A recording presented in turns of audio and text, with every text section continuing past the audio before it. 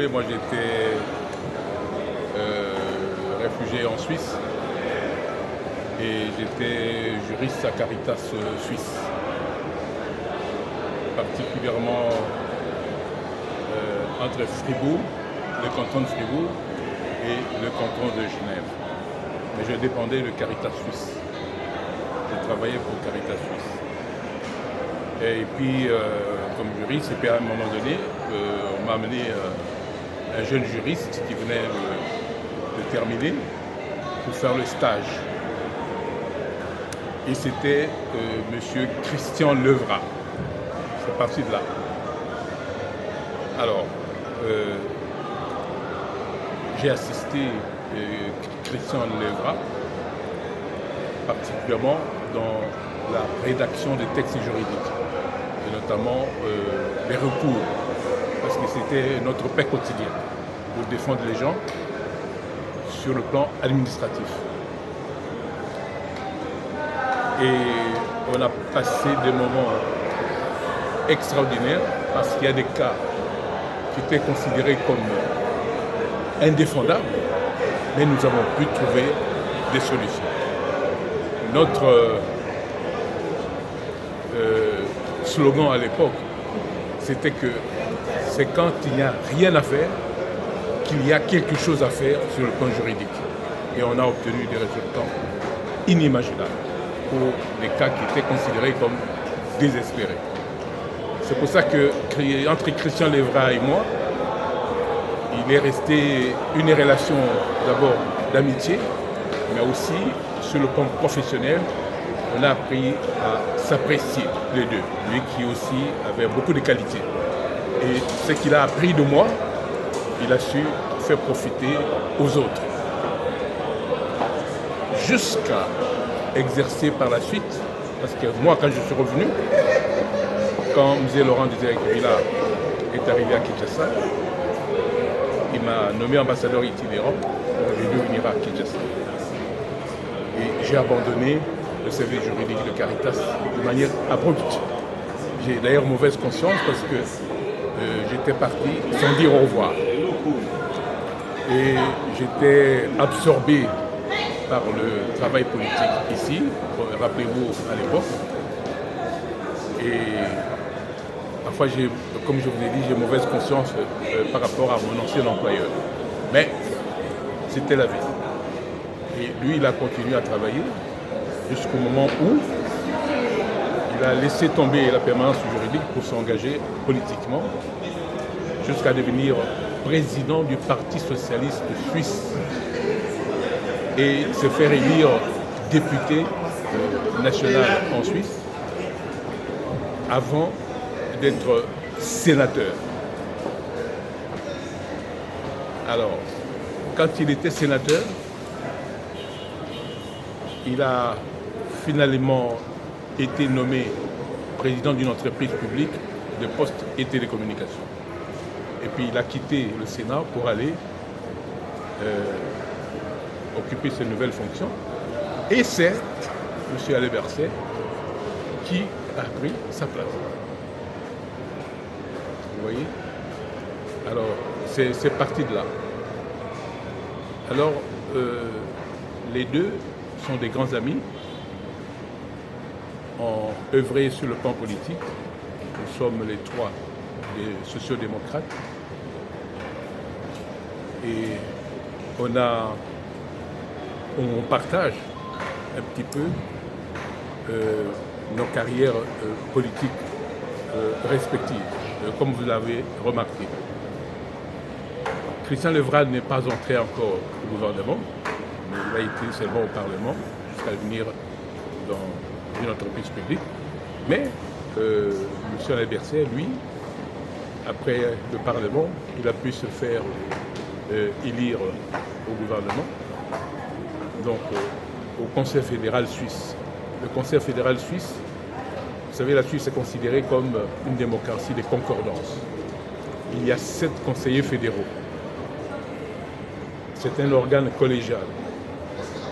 Et chaque année, il y a un conseiller fédéral qui devient président de la Confédération.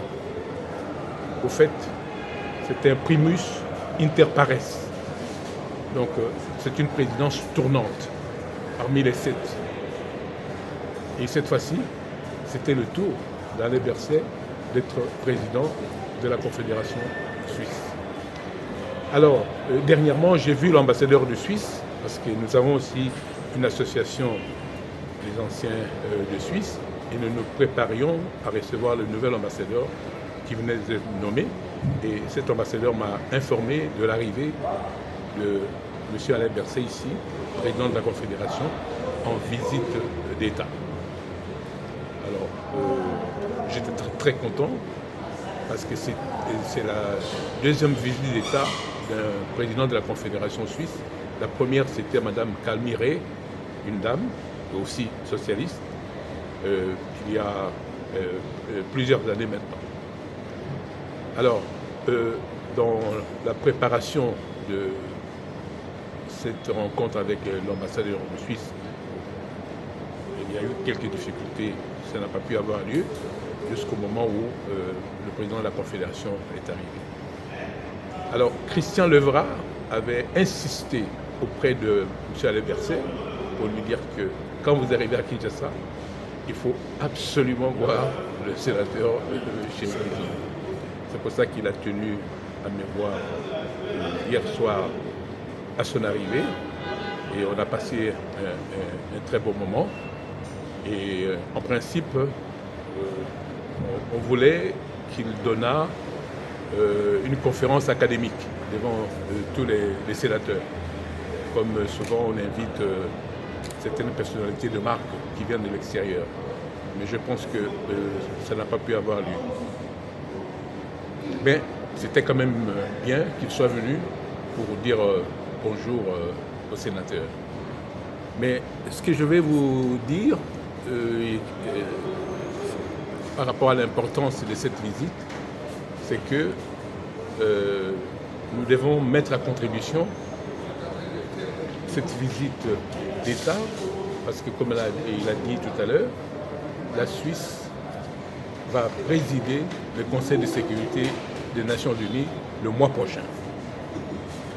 Et comme la question congolaise est à l'agenda du Conseil de sécurité, comme vous le savez,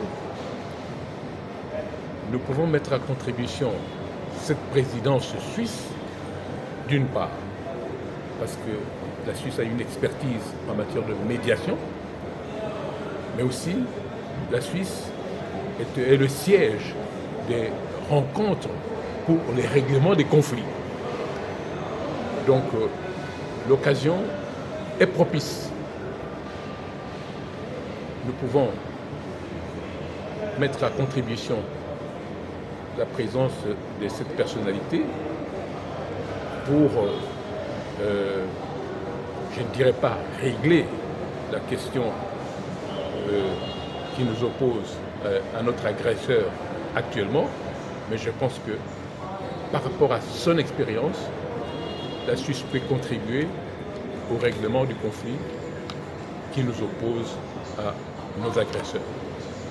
Aussi, il y a un élément important parce que sur le plan diplomatique, c'est cette question du conflit, mais en même temps, sur le plan de la coopération bilatérale, la Suisse apporte